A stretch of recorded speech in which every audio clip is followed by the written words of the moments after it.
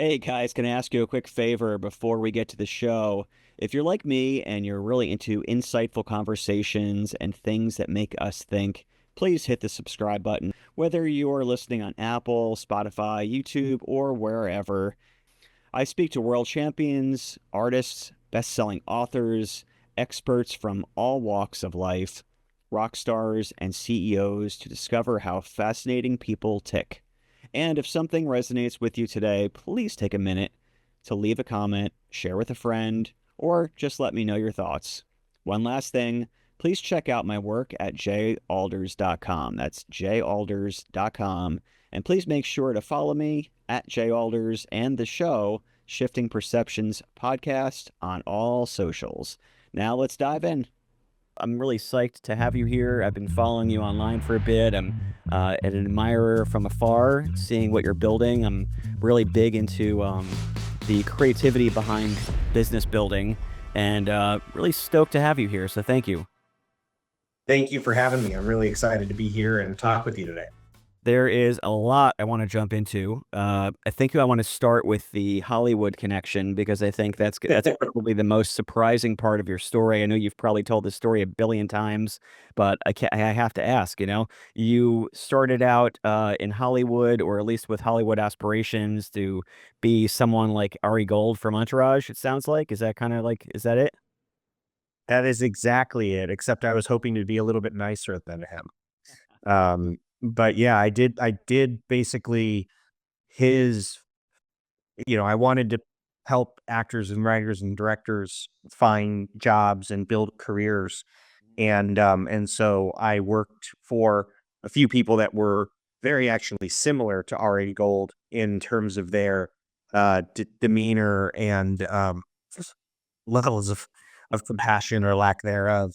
Um, and ultimately, after about 5 years of kind of rising up the ladder and becoming more and more ingrained in that community, I just realized that this wasn't something I wanted to do long term. It just didn't. It wasn't scratching the itch for me that I thought it was going to. Scratching the itch. That's a good way to put it because I'm really kind of wondering. Well, first, let's start here. What were you like as a kid?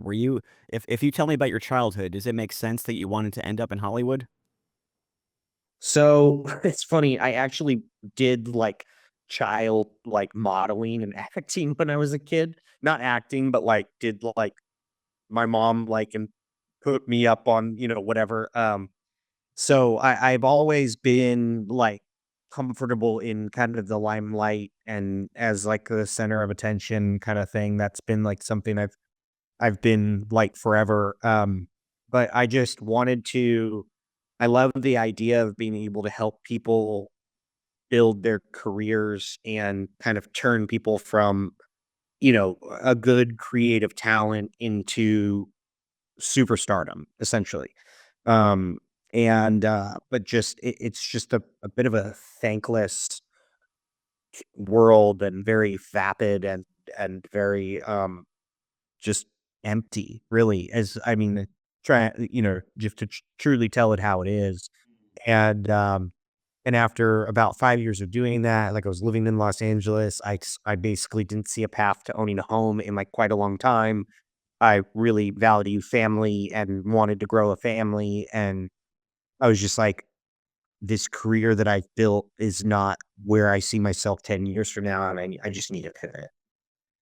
It's interesting because you're talking about things that all of us can relate to, like wanting purpose, wanting to find fulfillment, wanting to help people.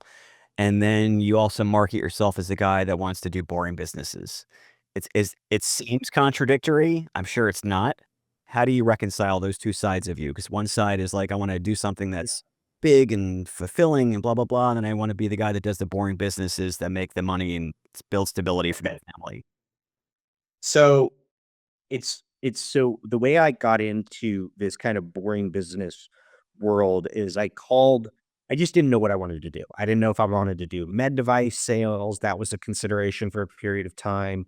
I did like a B2B telecommunications role for a couple of years just to like really cut my teeth on some like metric based sales performance to really see where I fell in comparison to like everyone else and happened to be quite good at it.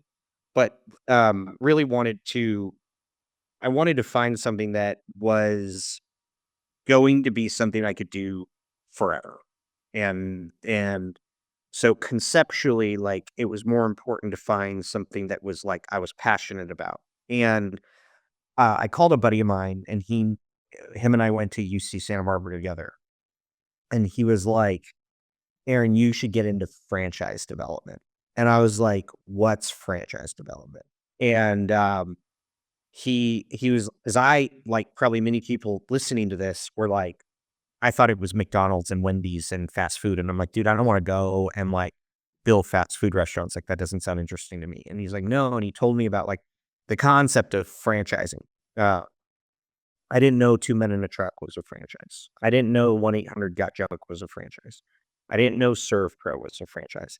In fact, I didn't know that franchisees were independent business owners that owned 100% of their business in their local markets and paid a royalty to the franchisor. Like, I had no clue that this whole world existed, but conceptually, what he was doing on a daily basis was helping people become business owners and get to a point of financial freedom.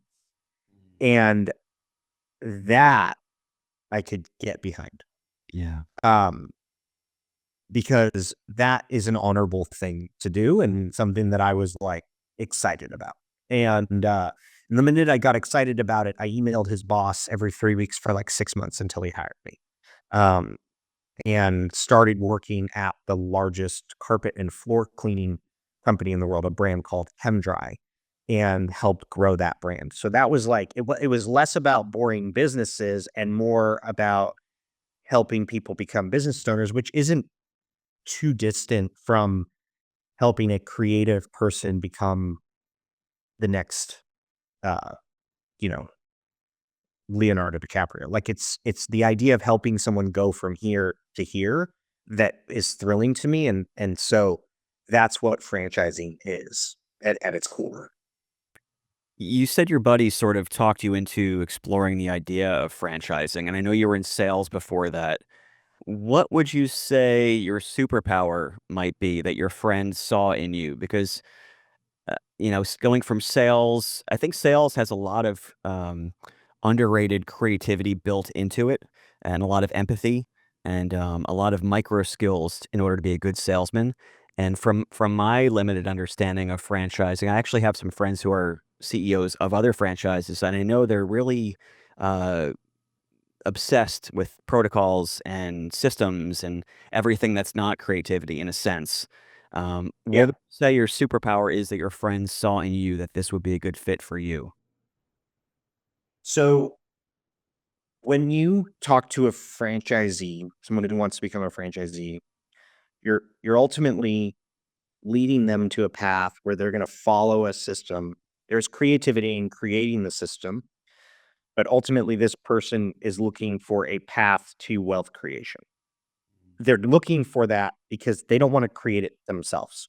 And if they do want to create it themselves, they're not a good franchisee. So my superpower is talking about stuff and getting people on the boat or on the ship to drive with me in a direction that is everyone's idea that we're all now moving together. Okay. And ultimately, when I'm talking to people who want to become franchisees in that role, I'm helping paint a picture for them to follow and execute on a model that's been proven over decades. And then they do that and they can have a reasonable expectation that they're going to get an average return on their time and investment. And at the time, I wasn't creating the brand because that brand had existed since the '70s. So all I was doing was making sure that we were getting the right people to buy into the brand, who would follow the model and have, a predictable rate of return. Now, obviously, that has, well, maybe not obviously the people who are listening, but that's evolved since that job.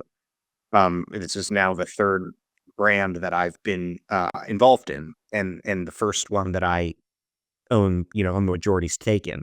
Um, and then we're happy to kind of catch you guys up on that. But the idea of creating a franchise brand as the franchisor is a very creative process. Like it is very it's probably easily the most entrepreneurial thing I've ever done. But I'm doing the entrepreneurial piece so that the franchisee can come in and do the execution piece. And that's really the beauty in franchising. It's your entrepreneurs aren't typically franchisees. Like I would be a terrible franchisee, for example.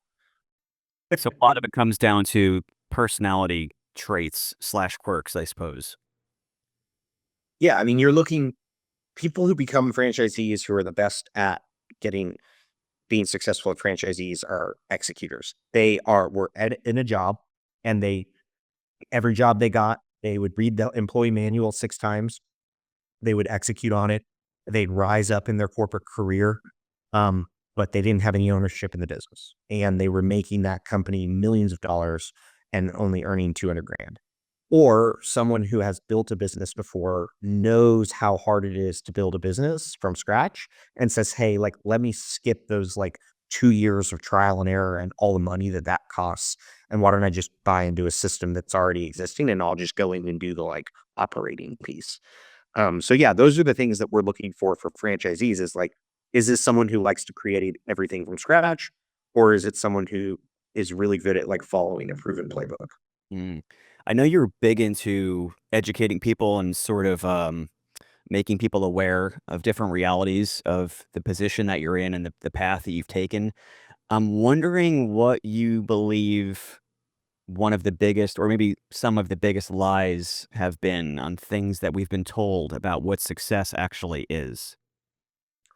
Yeah, I have a ton of these. The lie of like every millionaire has 7 streams of income. Mm. It's like then you have a person who has a job and they're like, I need 7 streams of income, but they have like a full-time job. And really what they need is one vehicle that they're going to put all of their energy and time into that they think that they're going to get the best economic outcome from. And then once they've done that and they've focused on that one thing to become exceptional at that one thing, which it's very hard to become exceptional at something, then they can diversify. I say diversification as as a problem for future you. Um, what they don't say for those millionaires who have 7 streams of income is that how they became millionaires or whatever is focusing on one thing relentlessly for years. Uh, it'd be like if Elon did anything other than PayPal at the beginning. He wouldn't have had a $200 million exit to then take $90 million and put it into Tesla. Like, he had to do PayPal and only PayPal for, like, an extended period of time, and now he knows how to run businesses and has the capital to hire people and diversify. Now he's an anomaly, but that's a very, like, easy example to understand. Another myth that is just told to people is that there's this idea of, like, passive income. I mean, like, with Rolling Suds, I have an entire executive team, C-suite, chief development officer, chief financial officer, chief marketing officer, brand president, and, like, I don't have passive income. Like, my entire focus is growing Rolling Suds. Every business is gonna need a different version of you at different levels. Mhm. Passive income just basically like, if you want passive income, just invest in index funds. It is the most realistically passive kind of income you can get, but, like, there's this idea that you can, like, buy a franchise and hire a manager and, like, it just doesn't exist. And if it did exist, if you just use first principles thinking, there'd be no reason to franchise a business. If it was that easy to just, like, hire someone and put them in place, I wouldn't need franchisees, candidly. Like, I would just hire someone, Mhm. raise capital or put capital towards a location, turn on the marketing machine, put $1 in, get 10 out, and keep the entire economic benefit of the business Mhm. versus franchising and getting a royalty on a revenue stream. So those are just a couple. I mean, I could probably go down this rabbit hole with you for hours. Do you do you think it gets to a point though where it does become that? Like I was just watching the other day, I was watching an episode of Shark Tank with my family and my kids and it's just unbelievable how like obviously they've gotten to the point where they have such a machine built that they can just take on new things, stick them under the umbrella and like things just happen. Is that where you want to end up someday where you could just be like, "You know what? I want to acquire, build other things, just have my machine do their thing?" Yes, but I do not feel like there's any path to get there other than relentlessly focusing on one thing and doing that one thing very, very well for an extended period of time until that one thing no longer needs your attention. But I think what business owners find is that when you do that, when you focus relentlessly on one thing, there is always more you can do to increase the value of that thing. For us, it's about franchisees and franchisee profitability and franchisee success. Like, I have an entire executive team supporting franchisees that have teams that have teams. However, like I still like I'm at the office now, like we're going through every single franchisee P&L in our entire system. And I'm asking my VP of franchisee success and my brand president, what are the specific constraints of this franchisee's location? And how can we help them block and tackle and remove those constraints? And that's me getting granular because the business at this stage needs that from me. And like, but I'm up here looking down and saying, okay, where do I need to get to? Like this morning, I was on the phone with one of our marketing vendors and I'm like, how can we improve our national accounts programs for franchisees? Like, but taking your eye off the ball is one of the like worst things you can do because it's so hard to create a business that has enterprise value that consistently solves a problem or problems that customers and consumers pay you for. So to like go try to like do something else and like divide your time between like seven different opportunities, like you might as well do none of them. At least if it's your first time, is my opinion.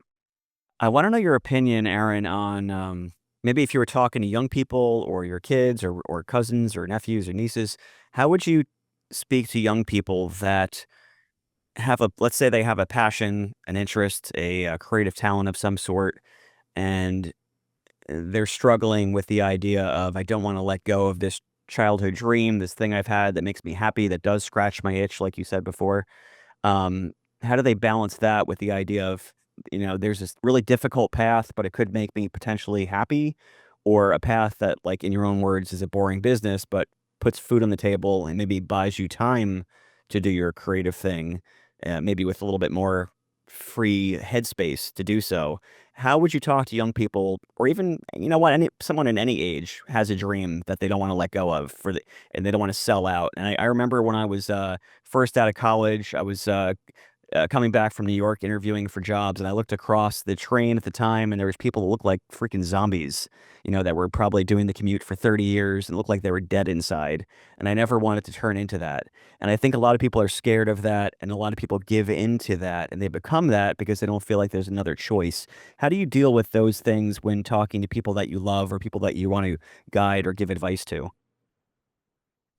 So I was one of those kids that had the dream of kind of building a Hollywood career and really being passionate about something. I had to do it and realize that that wasn't going to be kind of the economic thing for me to build the life that I wanted to build, and I had to pivot and find something um, that I could really put my full energy behind.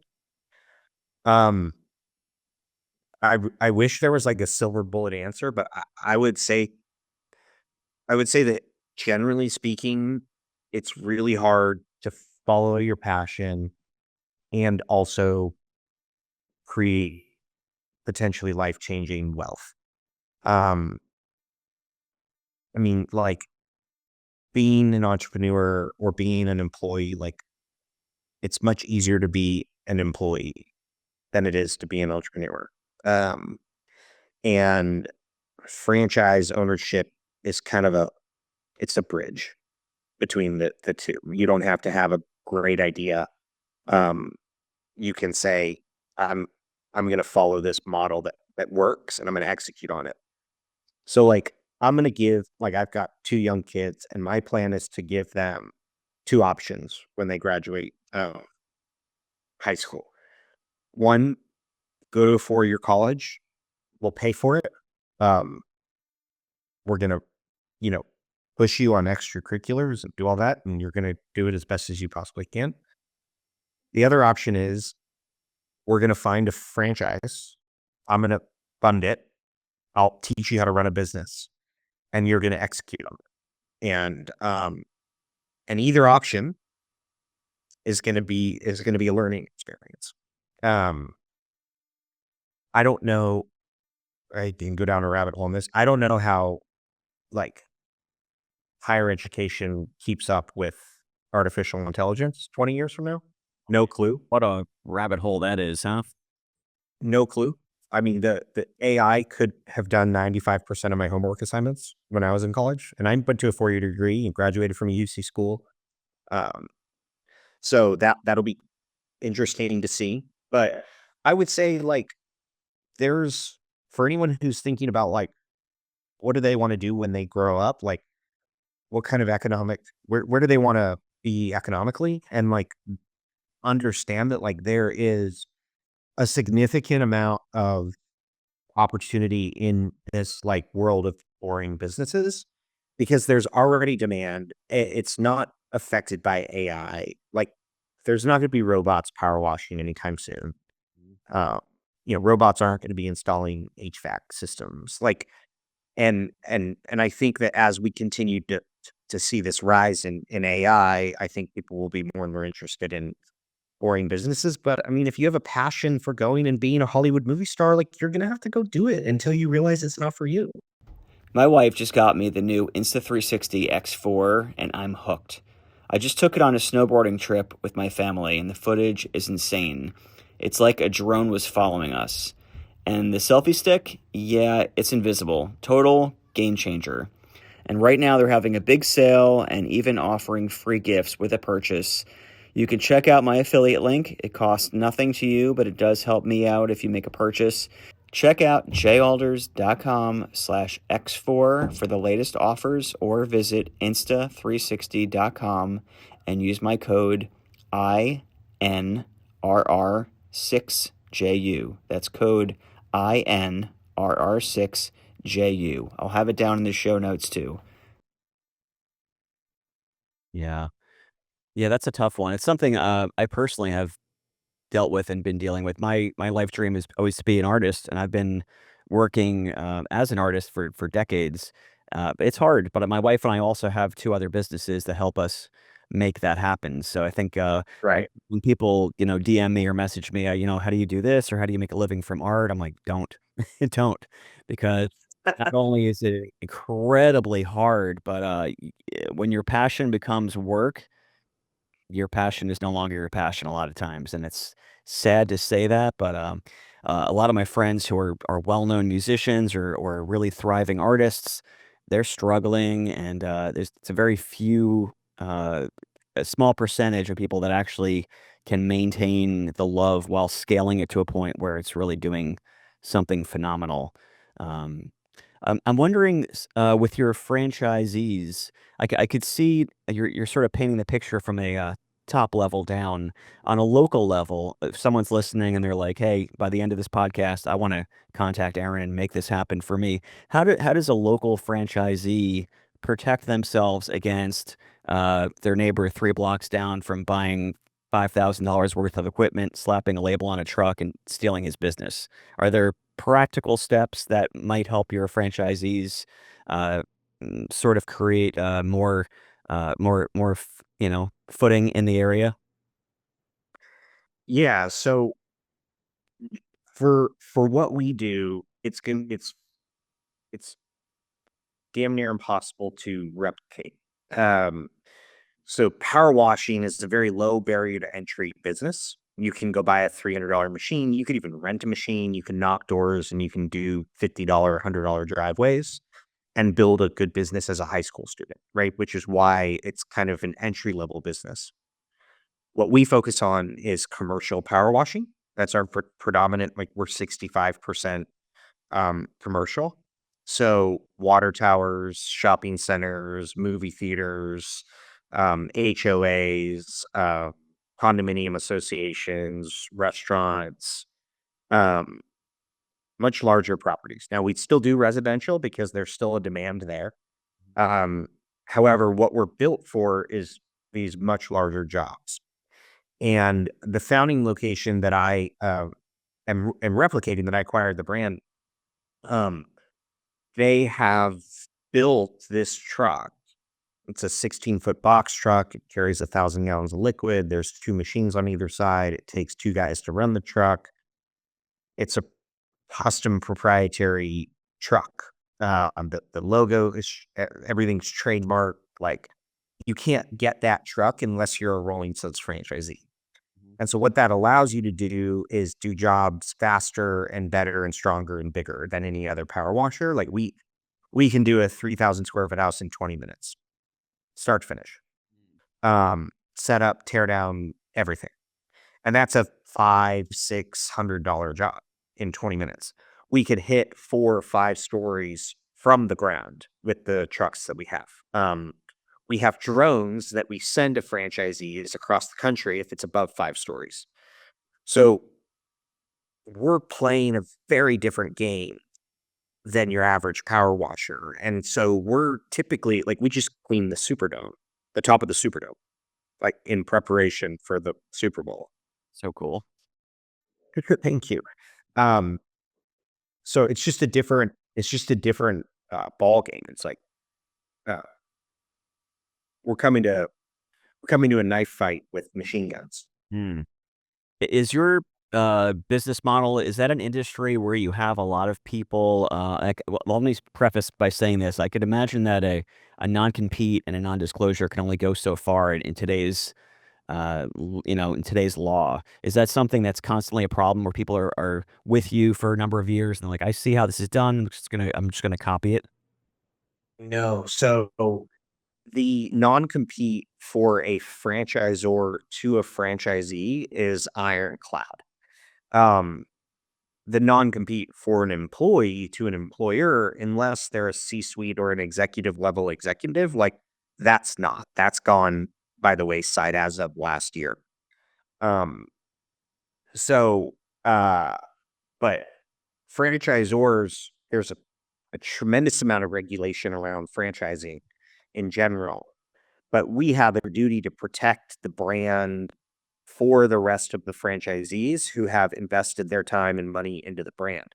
Therefore, we need on a federal level to be able to, if need be, go after for franchisees who have um, done that. Now, we're very early in our world. I'm not saying that won't ever happen, but fortunately for the people who invest in Rolling Suds, those laws are very favorable for a franchisor to protect the integrity of the brand.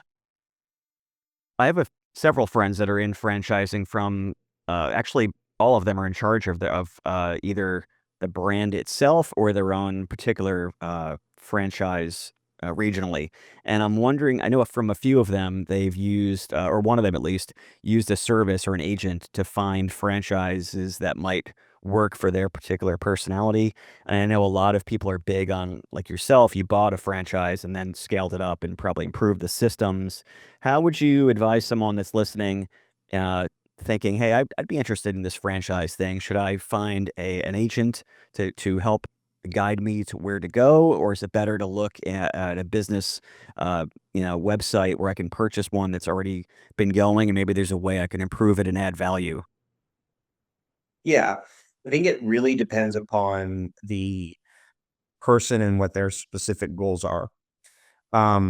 I took there's a huge push towards this entrepreneurship through acquisition, community, ETA, um, where you find an existing business, whether it's a franchise or a local business, you'd acquire it and then you put resources behind it and improve it. That there's probably based on, because I'm pretty involved in that community, there's probably more demand than there is supply. Um, uh, with a franchise specifically, like what I did is I acquired a local business, the brand, systems, processes, rights, trademarks. And then I built another business, which is the franchise business. And I did something called franchise through acquisition, FTA. Um, so raise capital, did a brand refresh, took this great business that's been around for 34 years, created a business that now starts businesses, which is the franchise businesses, um, supporting franchise owners to open their own locations. Um, there are there are franchise consultants that are essentially real estate, which is who you're referred to, which are essentially real estate agents for franchises. So they'll talk to someone and say, "What are you looking for? Are you better at B2B, better at management, whatever?" And then they'll present opportunities to the prospective buyer. And then they're paid by the franchisor if that person ends up signing up. There are some incredible franchise consultants out there, and I could not recommend some of them more. There are also a ton of franchise consultants that I would not recommend, based upon maybe they're selling something that is a get rich quick scheme or whatever. So you really have to like, as a prospective buyer, whether it's of an existing business or a franchise, you have to figure out what is it that you're looking for, and then align yourself with the people who are going to help you get there. Now, Rolling Suds, we have over 250 territories sold across the country. Uh, Nearly 100 trucks are on the road at this point. Um, and we're very selective at who comes in. We've turned away way more than we've accepted. We only bring in people who want to build larger businesses and don't want to operate the trucks themselves and really want to build an asset that has enterprise value. Um, and so, you can get to us through me on Twitter. You could get through us to us or LinkedIn, I suppose. Or you could get through us to from a franchise consultant. Any franchise consultant in the industry is going to know about Rolling Suds because um, very few brands grow at the pace and the speed in which we've grown. So fortunately, we are well known in that community. But it just really depends upon what you're looking for as a business buyer. You had talked Hopefully, that's helpful. Yeah, no, that's great, Aaron. You had said earlier about how there really is no passive income. I just finished Cody Sanchez's book where she kind of walks through a lot of the mindset and the process. And there was a part where she was talking about how she only acquires businesses if it has enough cash flow to have an operator running it for her. In a situation like that, or a situation for someone listening, like, hey, I have some money parked here. I want to take this money and have it grow instead and create some cash flow. Is there such a thing as passive income if you could find it? Are there people that you work with that have an operator running it? And obviously they have to be involved a little bit, but what about the person that's like, hey, I have some money parked on the side. I want to move it somewhere more productive. Um, is there such a thing as passive income in those situations?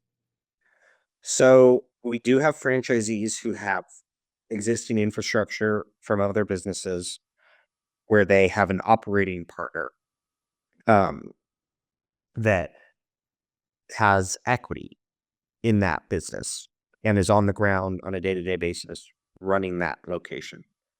Um, Cody's a friend of mine. We text all the time. And she has experience operating businesses. So she knows what goes into it, how to manage a P&L, how to drive revenue, how to increase sales, like because she's operated a business for. And similarly, the people who own Rolling Suds and have an operating partner have also done that.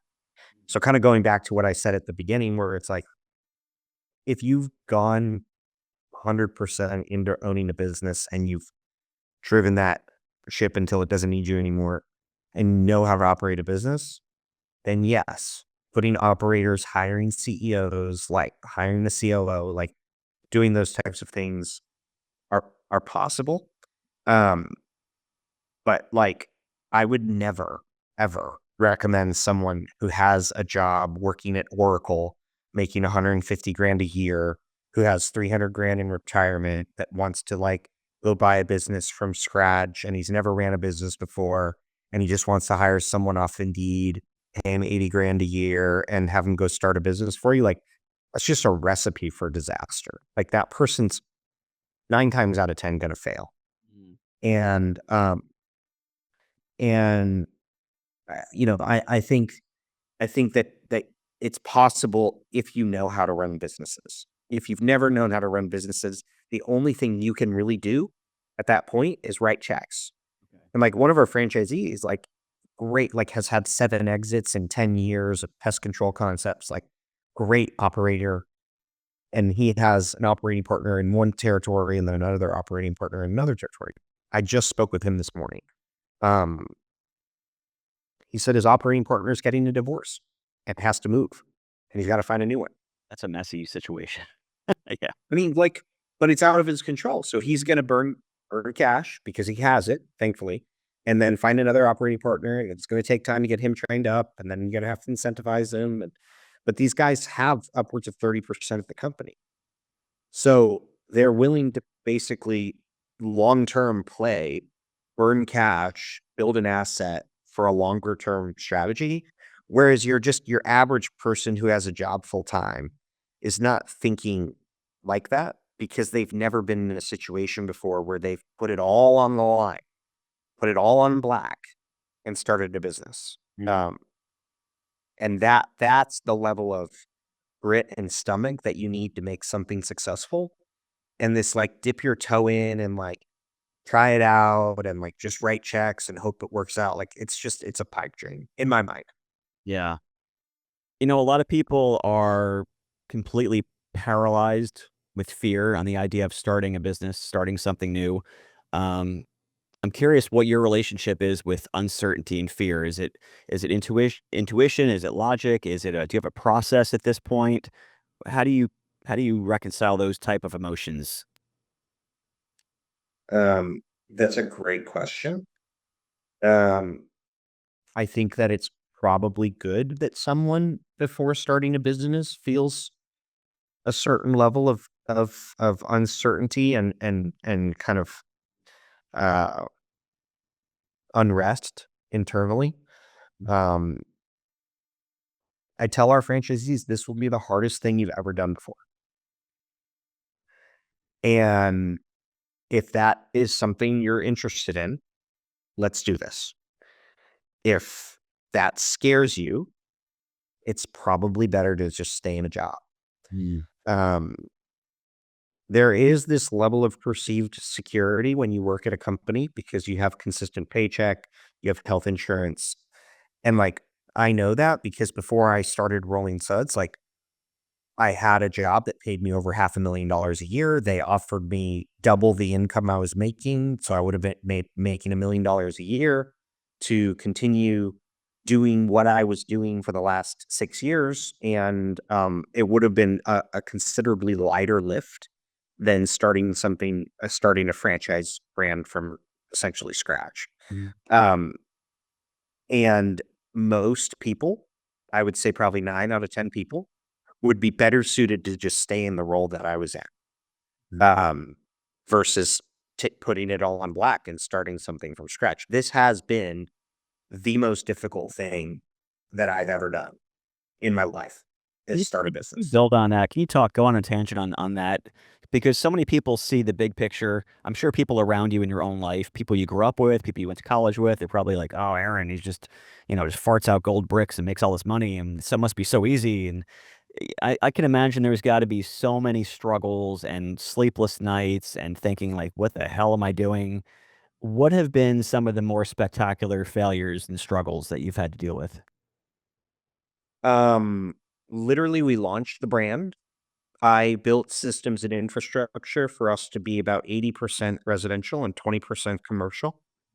Um, Supplier stacks, tech stacks, training, etc. We entered markets at the beginning, immediately realized within the first 2 franchise owners that we were going to be in some markets 90% commercial and 10% residential. Okay. Had to hire more people, bring in new suppliers, uh, update our training, and we had to do it basically overnight. Um, and in my defense, it took our founders 27 years to get anything more than 20% of their business being commercial. They just had to develop enough of a reputation to be able to penetrate the commercial market. Okay. One of the benefits of a franchise is you get to just take all of their years of trial and error and immediately step into where they're at now, which is about 56% of their businesses, um, commercial. So fortunately, we raised more capital than we needed at the beginning. Um, so we were able to take that additional capital and invest it into the business to shift the support necessary. We changed our onboarding process. Like there's a ton of stuff we had to do. But like that was not something I was able to foresee despite my best analysis and diligence on the opportunity. Um, First guy I hired, um, you know, thought he'd be there till the end. Comes to me after 2 months, says he has an offer from a competitor, and if I'm not willing to meet it, he's leaving. Mm. Um, so that was 6 weeks before our first training, and he was building the training with me, and I was doing all of the sales. So I'm immediately now not sleeping.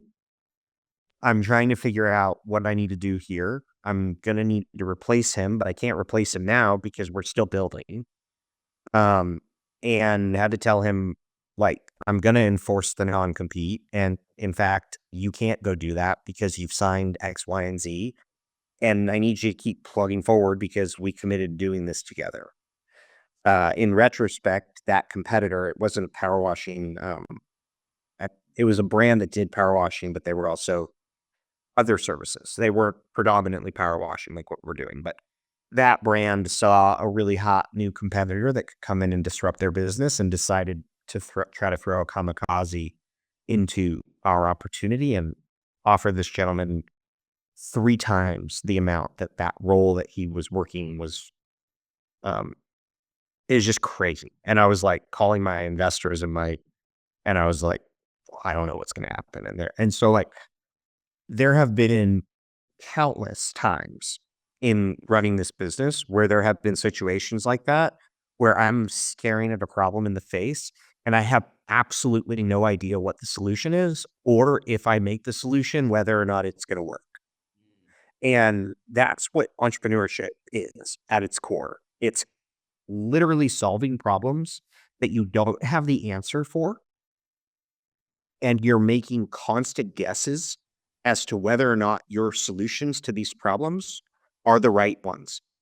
And sometimes you're going to be wrong, and the wrong decision could literally ruin everything. Or it could be great and take you to be the biggest power washing brand in the world, which we've been fortunate enough to make enough right decisions to solve problems that have gotten us to the point where now we're the biggest power washing brand in the world. But like, there's so much, there's so much uncertainty in in it. And it may look like rainbows and unicorns, but behind closed doors, there's sleepless nights. There's hair follicles in my head that will never grow back because of Rolling Suds.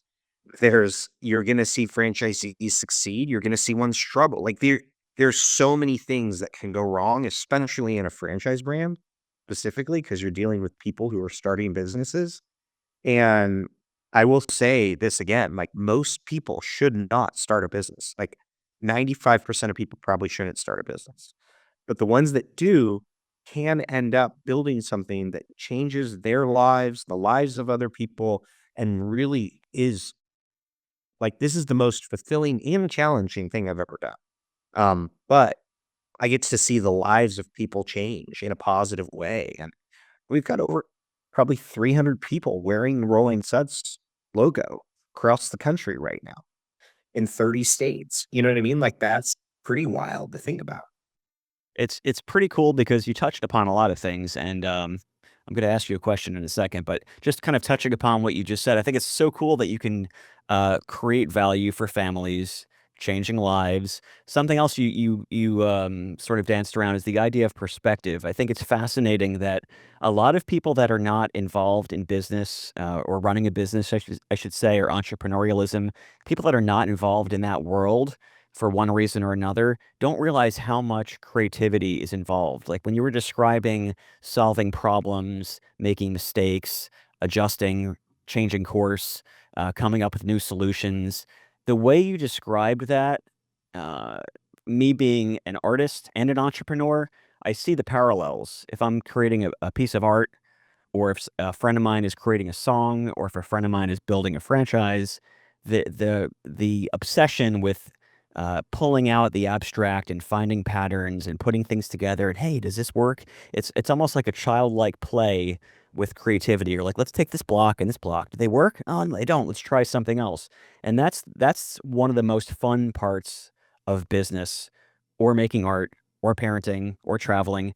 Any of these things is like taking something out of thin air, doing something cool with it, and be like, ta-da, look what I did. How cool is this?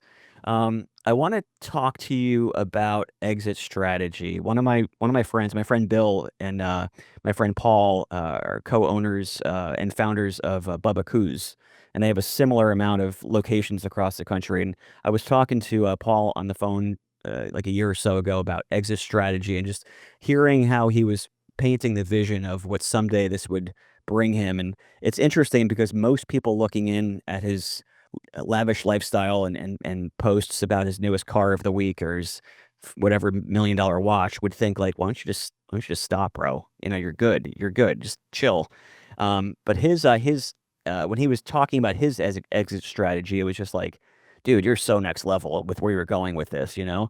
And I'm wondering how much thought you put into your exit strategy, or are you so deep in the mud that you're not even necessarily thinking that far ahead? Hey guys, as someone who prioritizes fitness and well being, I know how valuable it is to have a supplement and training plan that works for your body type and your genetics. We now live in a time where we can optimize our health and nutrition based on our own unique DNA. That's why I'm excited to partner with the DNA company. Their DNA test goes beyond standard genetic testing. They provide custom recommendations for diet, exercise, mental health, and lifestyle. Plus, they offer specialized tests like multi cancer early detection screening, which can identify cancer through a simple blood draw. If you're like me and want to take control of your health, don't miss this opportunity. Use my link, thednacompany.com/jalders, to unlock exclusive discounts and special promotions. Discover what your DNA can reveal about your best life. thednacompany.com/jalders. Um, I mean, my thought is like I we are most of our franchisees are within their first year of operation. Um, Even though we have so many units sold across the country, like there's still a tremendous amount of execution required both on the franchisor and the franchisee level for this to be a huge win, right? Like, you hear people say like the easy part is selling the franchises. The hard part is making sure that they're successful. Now, fortunately, like I said, we've been very selective with who comes into our system, and we've only brought in operators who are willing to go full time or have an operating partner that is, um, they're incredibly well capitalized, at least 250 to $300,000 in cash ready to dedicate to the business, 800,000 net worth minimum. So we're just bringing in people who want to build big businesses. Um, and for me, it's about helping them achieve their why. I mean, they invested lots of money and all of their time into Rolling Suds. And so how do me and my team make sure that the outcome that they're seeking that they can get? Can I pause you for a second? Um, I want to know the good juicy stuff, Aaron. Like when you're married, I assume? yeah, yeah, When you and your wife are sitting at the table or sitting in bed, but laying in bed watching a TV show, and you're about to go to bed, and you talk about dreams and visions and being like, imagining, and we all do. Imagine 5 years from now, 10 years from now, 20 years, whatever the timeline is for you. I got to imagine, I can't be that foolish to think you must brainstorm or imagine or have a vision board or whatever it is of like, someday this thing is going to bring me this other thing. I want to know what that yeah, juice other thing is, because I feel like every entrepreneur I know, including myself, has the carrot and the stick. You're running from something. I was like running away from, like, I don't want to commute in New York. Fuck that. And that's what I'm running from, right? I don't want to be in a cubicle. I'm getting the hell out of here. And that's what I'm running from. And then you're running towards some kind of crazy grandiose vision that you're just enough of a lunatic to believe in. I want to know. and I'll tell you that. Tell me that. So Yeah. So Rolling Suds is essentially the prototype for helping people become uh, franchisors. So I've done a really good job at helping people become franchisees. I was able to approach a 34-year-old power washing brand and a family business, a Wendling family, and take the systems and processes that I've learned over the years and turn this business and them as my business partners into a franchisor. And um, if Rolling Suds continues to be the success that it is, I now have a prototype to do that over and over and over again. And what I'm marching toward personally is helping the franchise model, the franchise business model, become more mainstream so that people who graduate college that are looking for opportunities in the world don't think that franchising is just McDonald's. And so the content that I create that you follow online is for the express purpose of how do I help people understand what a franchise is, what it isn't. And then as I continue to build that audience, that will, and Rolling Suds as well, that'll present opportunities for other residential and commercial service businesses to do the same exact thing that we've done with Rolling Suds. So 10 years, 20 years from now, there will be multiple Rolling Suds, uh, national, international brands that we're able to build into the largest in that respective industry. I've done it now with carpet and floor cleaning. I did it with drywall patching, and now we've done it with residential and commercial power washing. So there could be a world in the future where it's gutters. There could be a future in the world where it's whatever. There's a variety of different industries that are super fragmented that fit the same characteristics as a Rolling Suds or a power washing concept. And I can leverage an audience at that point that's considerably larger than when I first launched this by sharing what we're doing on a regular basis, which then also serves the larger purpose of helping people understand and have a better understanding of a franchise business. I am not ever going to be someone who like sits down and like is on a beach and like just like chills for 2 years and like does nothing. Like I would go crazy. Um, so my goal is to continue to create opportunities for franchisees and potential franchisors that are great businesses that we can then take nationally. And the next time I do this, it's going to be much faster, which with much less mistakes, which with much more capital, with much bigger teams, and much more efficiency. And we can just do that over and over and over again, and eventually become the foremost um, knowledgeable educator on franchising out there. Not quite as juicy as I was hoping. You're not gonna like start a rocket company or buy a social media platform or nothing like that. No, I'm going to keep doing the boring. Okay, cool. I got it. Okay, I got it. Would your wife say the same thing? Does she have does she ever give you the elbow like, "Come on, Aaron. Are we, like someday blank?" No.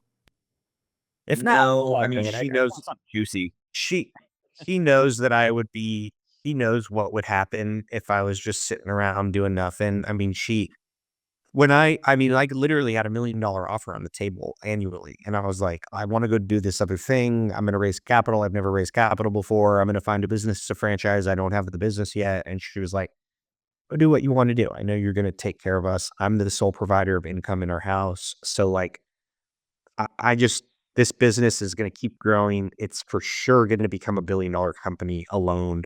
You put 3,000 trucks on the road. Each truck does 400 grand a year in revenue times a 10% or 8% royalty and 2% brand fund. That's a $1 billion company. Which we're doing to 1-800, like what 1-800 got jumped into the jump business in the early 2000s. We're currently doing that the power washing industry, becoming the 800-pound gorilla. But if we can keep doing what we're doing with Rolling Suds, this then becomes a prototype for future brands. And so that's kind of the big vision. So you've done this a few times. You've scaled and created businesses that can go into a franchise model without giving away any trade secrets. Can you sort of dive into the mindset? 'Cause I could tell it's obvious how much passion and interest you have in the whole process, and you like getting your hands greasy in the cogs and making it happen. Can you give me a, let's say, 20,000-foot view of what that looks like? For people listening that have maybe a small business, maybe they're not ready to franchise, but a lot of business owners, especially solopreneurs, dream about, hey, I want to scale this business to the next level or the level after that. They're never going to get to a 200 locations, but can you give some solid advice for people that are they own their job. They're doing something that someday I would like to scale, or maybe just automate. Maybe throw some tools at me, throw some processes at me. What sort of insights or mindset shifts do people need? Can you go on a tangent on those types of topics? Sure. So if someone has a kind of local business that they hope to see become a really large enterprise someday or franchise, they basically need to get that local business to the point where they've created enough systems with enough people, with enough predictability that they are no longer any aspect of the business. Meaning, like the sales function doesn't rely on them.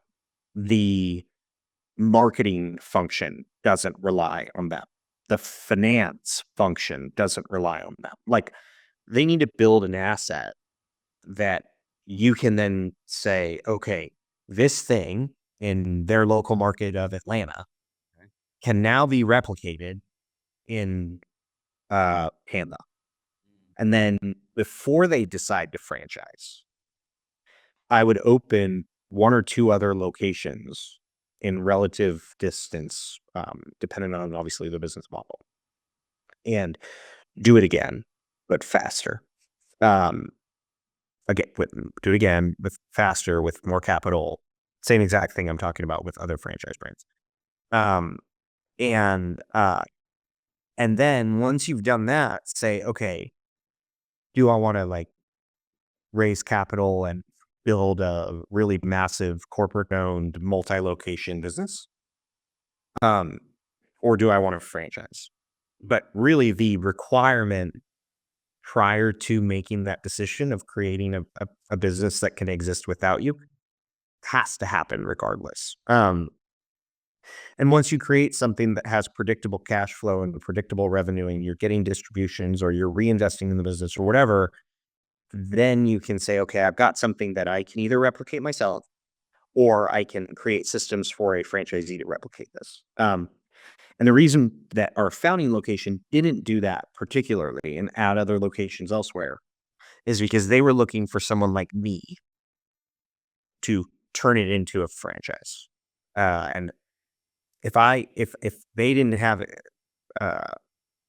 any experience in franchising, then they knew it was going to cost way more money than they were willing to throw at it. And also, they wanted to make sure that franchisees who invest in their brand, that wear that Rolling Suds flag, have the best support possible. And the best way to do that is to find someone who's supported franchisees before. And so most people probably shouldn't franchise. So I would recommend finding someone who's done this thing before. Mm. I'm wondering what are the steps? Give me the steps without going into crazy detail. Someone wants to know, like, all right, what does that look like? Do I start with a mind map? Do I start with filling in the blanks if I need a social media person, blah blah blah? Like what are the steps without going obviously into too much detail? Because I'm really Yeah. curious what that looks like behind the scenes. Like you and your, let's say you and your investor friends find this other random thing tomorrow and they throw it at you and it's too good of an opportunity to turn down. And they're like, all right, Yeah. what? Yeah. So when I look at a business, I'm looking at how replicable are the systems within the different functions of the business. Every business has the same functions. Every business has marketing, sales, finance, um, legal, operations, delivery, customer experience. Like these are all functions that every single business has. And so when I'm looking at something as to how replicable it is how many of these functions does the business have? How predictable are those functions?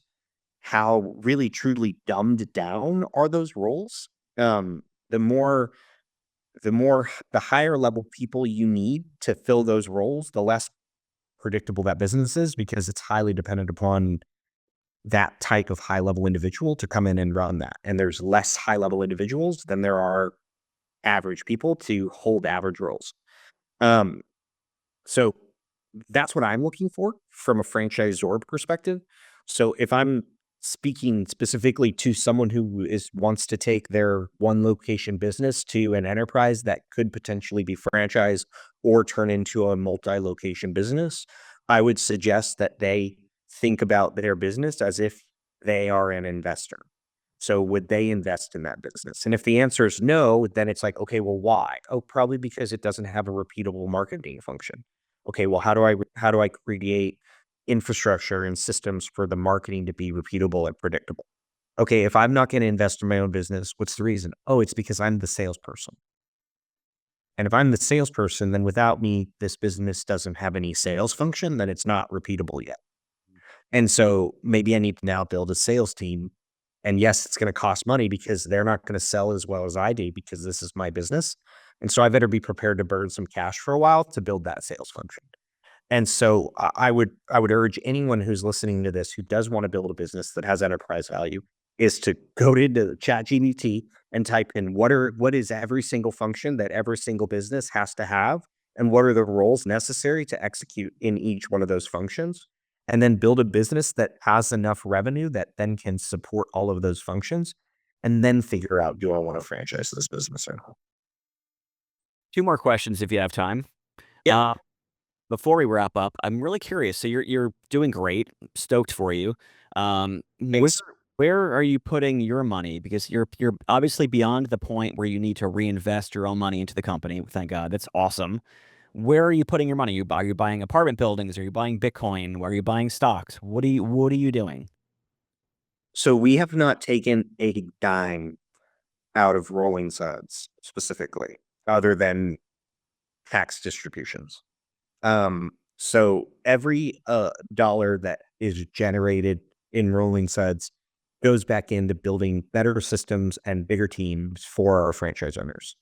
Um, what I pride myself on is our ability to pre-invest in the growth. And I think this is another thing that a lot of business owners, even ones who own businesses, are afraid of doing because you're basically investing in where you want to be, not currently where you are, right? So, like, I'll give you an example. Last year, we added 168 territories across the country, 47 new franchise owners. Um, and the year prior, we had 30 franchise owners, 90 territories. So we have over 250 territories. And in order for us to get to where we want to be 12 months from now, which is going to be over 400 territories, we needed an executive team, full blown C suite, chief development officer, chief financial officer, chief, all of it, in order to that have done that thing before, whatever their role is, so that they could build teams so that this year we don't have to be hiring reactively. So we've hired proactively. So the cost of an executive team for a young brand like Rolling Suds is considerable. Most brands of our age don't have that level of support for franchise owners. But I knew because of my experience in doing this that in order for us to get to 400 plus locations, 400 plus territories safely, you have to have the necessary team in place. So we have over 23 team members to support our franchise owners, and we have 60 franchise owners operating across the country. So that's like a 3-to-1 ratio, which is incredibly high. Like it's higher than any brand I've been involved in the past. So I do have real estate. I do have some uh, Bitcoin and Ethereum and stuff like that. But the majority of my net worth is tied up in growing stocks. Hmm. Okay. It's interesting. Wasn't expecting you to say that. It's so interesting to hear the process, and people would assume otherwise, right? Like, I'm sure people around you probably just think you're, like, making snow angels and money at home. That's cool. Um, No, again, because there's always more you can put time, money, energy into your existing business. And resting on your laurels basically means that you're still not driving the business forward. And the business at different levels reaches just different, it just has different problems to solve. And when you have to solve those problems, when there's more revenue and there's just more on the line. And so the risk actually becomes like higher because you're basically continuously taking bigger bets that require hundreds of thousands or even millions of dollars of investment in order to take it from 200 locations to 400 locations. Like, so every single stage of the business requires a different version of me. And therefore, I'm continuously taking risks to continue to build this business to where it needs to go, not to where it is today. Okay, I gotcha. What are you working on next? I guess where can people find you? What are you promoting besides Rolling Suds? Is Yeah. there a book? Is there a course? Is there any push out there? So no course. I will be putting out a ton of just free videos on franchising on aaronharper.com, which we're about to release. Um, People can follow me on LinkedIn or X are my two probably biggest. Uh, uh, that's where most people follow me, I guess.